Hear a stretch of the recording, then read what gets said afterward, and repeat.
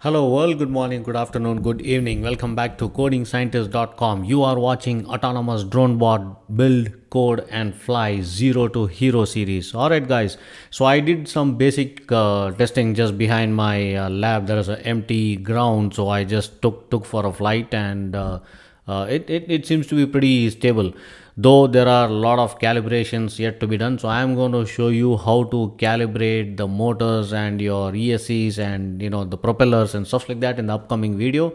There is also a lot of calibration which is required in your transmitter, right? The FlySky transmitter, which is what I'm using, you can see right behind me, which is lying on the desk.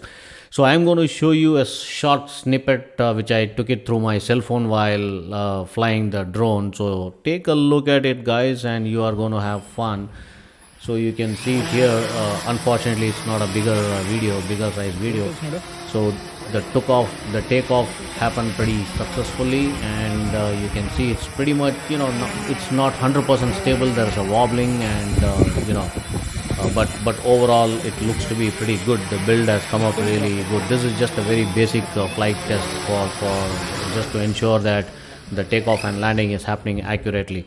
So as we go along, I'm going to show you how to calibrate and make your drone more precise, right, at a eye level, how you are going to make it to take off and just hover around and steady still. So that's the ultimate goal. I'm going to show you some tricks and tricks.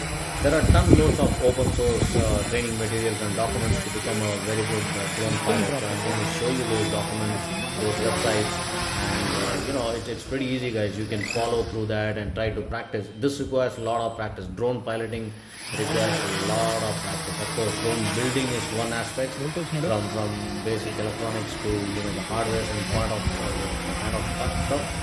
But flying the drone is another skill, right? Now, once we complete this lesson, we will get into hooking up the Raspberry Pi and make it more of a programmable drone, which is level 2 from the difficulty point of view. But I'm going to show you, nothing to worry. I'm going to show you step by step how to connect your Raspberry Pi to Kickstart and make it programmable using Python programming. Alright guys, until then, goodbye, have a good day. See you.